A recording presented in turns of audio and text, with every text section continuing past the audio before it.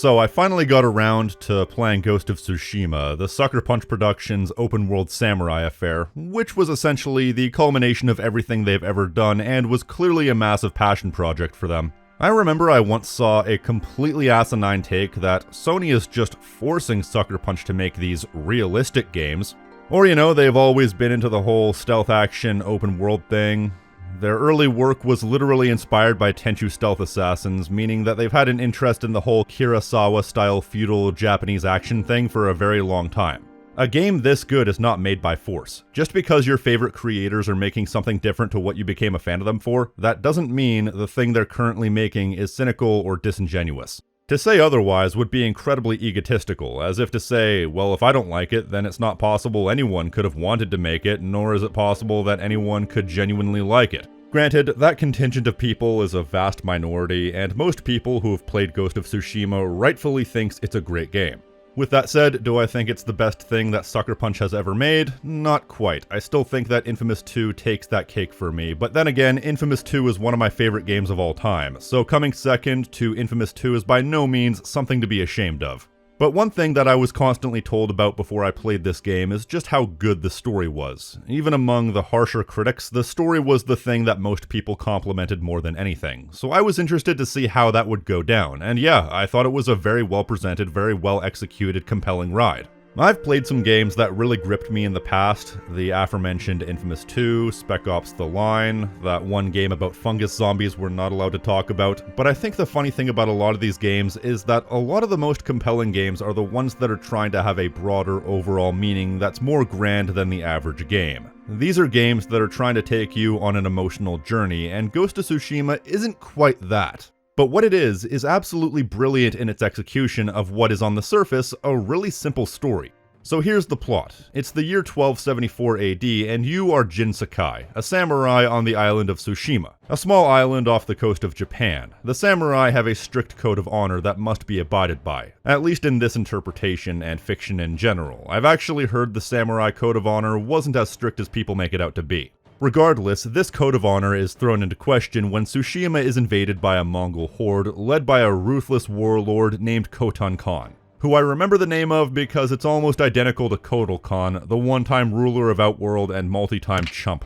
The samurai are swiftly conquered because the Mongol horde doesn't have a code of ethics at all, so they're able to use the code of honor against the samurai, allowing them to wipe out the samurai, occupy the island, and have Jin's uncle and leader of the island, Lord Shimura, captured. So now it's up to you to take back your home honorably or otherwise. Khotan Khan is a very uncomplicated and easy to hate character. He's more of a force of nature. There's nothing redeemable about him or the Mongols whatsoever. There's no attempt to humanize them, no attempt to make us sympathize with them. Khotan Khan is a total bastard, and as a result, his entire army are inherently a bunch of unlikable bastards. But it's also not wholly unrealistic, because this game is set in a time when you destroyed, pillaged, and took no mercy on people from different lands, because that was just what you did to expand your empire. Somebody this monstrous would not really make sense in a more contemporary setting, but back then, it makes total sense. So it creates a compelling through line by which we can create an uncomplicated conflict. Our home is under attack, save our home. And if it were just Jin Sakai against the Mongols, it would be an incredibly standard and one-note story. But they use the framing device of a simple conflict to create interpersonal drama using that conflict, because the truly compelling part of the story is not about Khotan Khan and the Mongols. They're a plot device.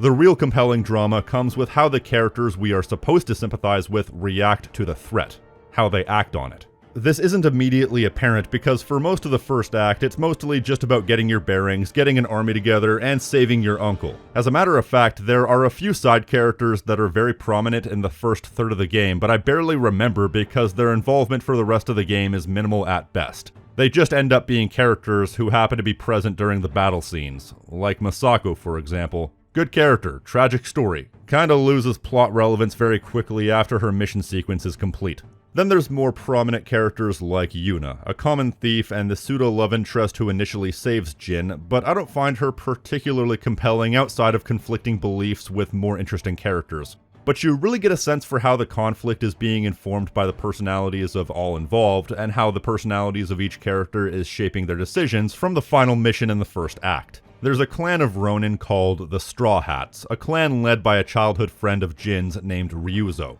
Even in the short amount of time we have with Ryuzo, you see how deep him and Jin's bond really was, so that by the time he betrays you, it hits as though you just lost a genuine friend. You see, the Straw Hats are being starved out as a result of the invasion, and for every favor they do for Jin, they still continue to starve, no matter how many times Jin promises them that they will take the food that the Mongols have stolen back.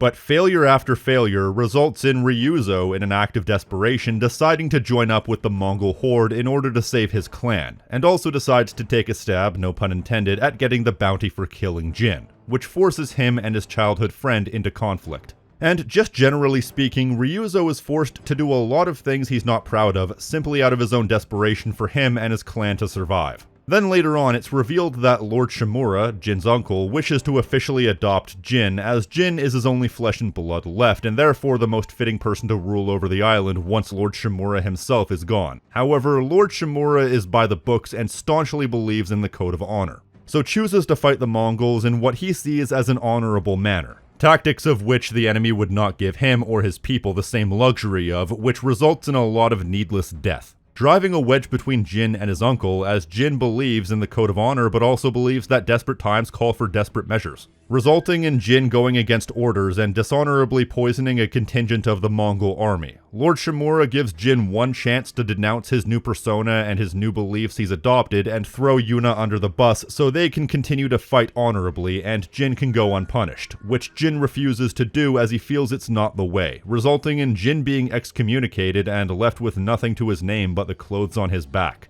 Which really hits because these people are family and neither have done anything wrong, it's just a system of beliefs that have forced them apart. But Jin still chooses to fight for the good of the island despite having nothing left. Jin as the protagonist is obviously the most compelling character. Raised as a samurai, he has a very strict set of beliefs and ethics, but those ethics and beliefs did nothing to help him as his island got taken over. So gradually over time he's forced to leave his ethics behind and adopt the persona of the Ghost. He chooses to fight for the greater good by any means necessary, but he suffers greatly because of it. That's not to say he's an infallible, virtuous person who's objectively in the right and only falls from grace for refusing to stick to the rules. His hubristic tactics cause great suffering in themselves, because by poisoning the Mongol horde, the Mongols themselves discover how to make said poison and uses it against the very people that Jin is trying to protect. Even Ryuzo was essentially begging for mercy by the end, and Jin still kills him without a second thought.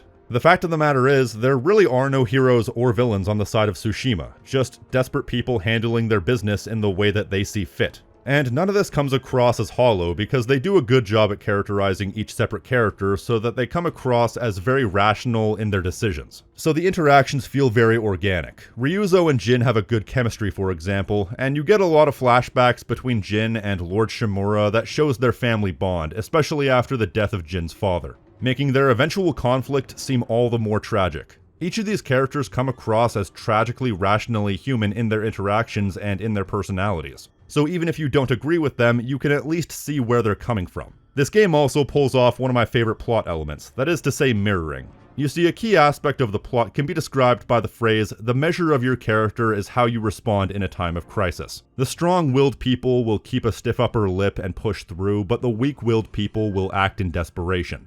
And the ironic thing is, one's own skill as a fighter does not determine how strong their will is, and this is where the mirroring comes in. Possibly the strongest willed character in the entire game is also the least experienced fighter. Taka, Yuna's brother, isn't a trained fighter, but rather a skilled blacksmith. However, through sheer headstrong bravery, he still decides to put himself in danger constantly in order to try and free Tsushima. He has every reason and every opportunity to run away, but he still chooses not to, and you're rooting for him simply because you know he's not a trained fighter and as a result is in way over his head. A cheap but effective way to garner sympathy. This comes to a head when Jin is set up and Khoton Khan captures both Jin and Taka, who against his sister's wishes tries to help Jin. Khoton gives Taka the chance to behead Jin in order to gain his own freedom, but Taka, despite having very little previous fighting experience and being outmatched in every possible way, attempts to turn his blade on Khoton, sealing his fate. Despite his lack of experience, he bravely dies a warrior's death. The complete opposite of Ryuzo, who despite his experience, disgracefully dies a coward's death at the hands of Jin. He turned his clan against his own people despite knowing he was doing the wrong thing, but still went through with all of it. He was weak-willed and he paid for it. It's very telling that Khotun Khan is one of only 2 named Mongol bosses that you fight in the entire story mode, and the other 3 are with Ryuzo twice and your uncle in the end. Yeah, the final boss is not with Khotun, but rather Lord Shimura. Khotun Khan is dealt with in the penultimate mission, a climactic mission to be sure, so it's not to say he doesn't go out without the proper payoff, but the story is not about him. In the epilogue, your uncle informs you that Clan Sakai is disbanded and Jin has essentially been declared an outlaw, with Lord Shimura himself being tasked with bringing the Shogun Jin's head. So this is not a battle of bitter rivals as a climax to the story. This is the battle of 2 people who ended up on opposite sides of the law due to their response to the same threat. Forced by fate to duel with one another, not because of mutual animosity, but because of 2 opposing ideologies that simply can't coexist. One person, a hero who will never be seen as such in his lifetime due to the measures he took in a desperate situation, betraying everything he and his peers stood for. The other, a slave to a code of honor to such a fault that he's been left with no choice but to kill his own flesh and blood. His only blood, in fact. Neither want this fight, both know that neither want this fight, but neither have a choice. It's such a compelling bit of drama brought across by a conflict that was the result of a villain that was pretty basic, all things considered. That's the central paradox of this game. It has a deep conflict with deep relatable characters, but without having a deep villain. And it's done in such a simple, compelling manner. It's unsuspecting is what it is. It kinda just sneaks up on you. You're going through this expecting a gung-ho basic plot about taking out a ruthless foe and it all being presented with very black and white morality, and then it hits you with character drama, moral ambiguity, tragedy, betrayal, and heartbreak. All with characters that you didn't even think twice about who they were and where they stood before then. I didn't even think twice about how much I connected with the relationship between Jin and Lord Shimura, for example, until it was thrown into question. But I think the most exemplary example of how brilliant this game is in its simple storytelling is with your horse. I know that sounds weird, but stick with me here. Because what is a horse in your average fantasy game or historical game? Usually nothing more than just a tool to get you from point A to point B.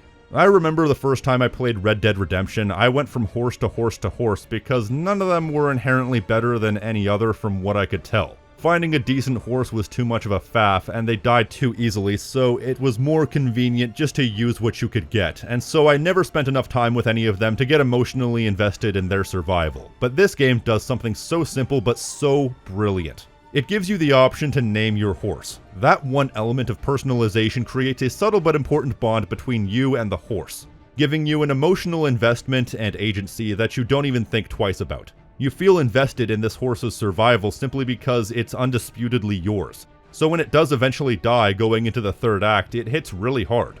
You do eventually get the option to get another horse, and what's funny is you even have the option to get another horse that's essentially identical to the one you already had, but you don't have the option to name it the same name anymore. Your friend that you spent most of the game with is gone forever, and you can't change that. So when that horse dies, you're not just losing some horse, you're losing a friend, and all because of the simple emotional investment they gave you by allowing you to name it. You can call it manipulative, but what is a story if not a series of words or pictures trying to manipulate you into feeling certain emotions? As far as I'm concerned, if they do something to make the story compelling, as long as it doesn't feel too forced, then I'm okay with it however they do it. And I never felt that any of this conflict, any of this storytelling was forced. It felt very natural.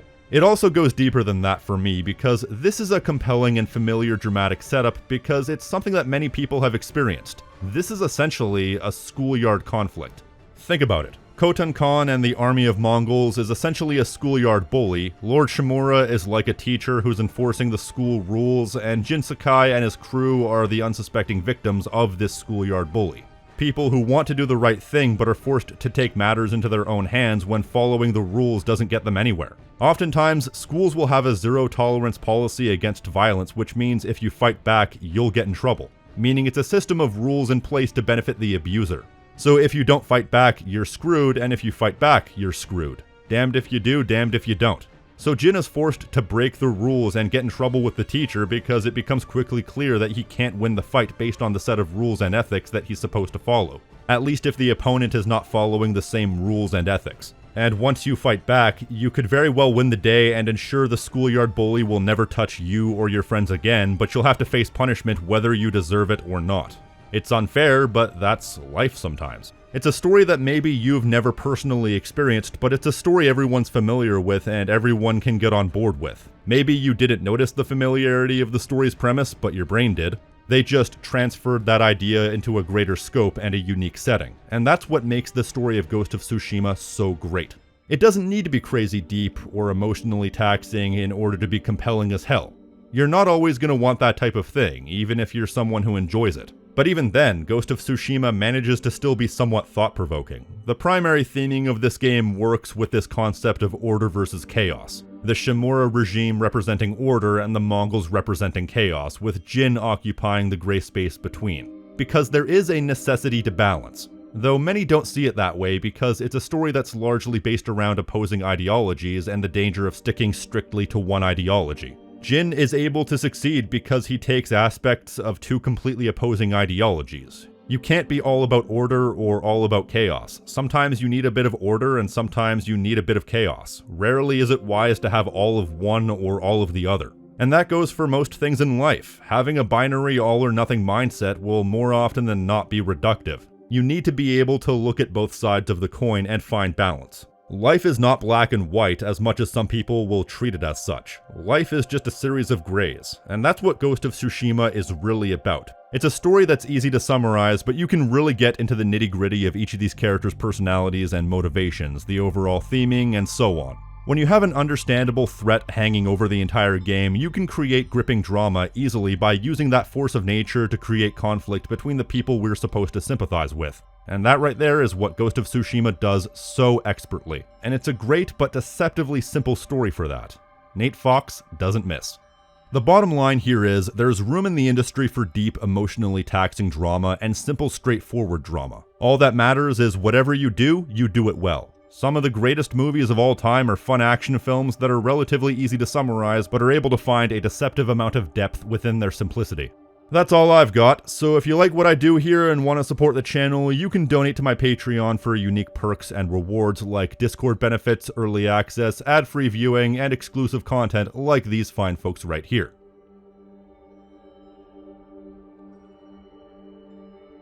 And an extra special thank you to users GAW004 and FarmCat84 for going above and beyond. Otherwise, you can support the channel by liking this video, leaving a comment telling me what you think, subscribing, and hitting the notification icon so you're always up to date on what I'm doing. I've been the King of Snark Style right here on Tactical Bacon Productions, and I will see you next time. Peace. Also, I couldn't fit this in anywhere else, but isn't it funny how this game's 3 acts are literally represented by traveling to 3 separate regions? Simple really is the word here.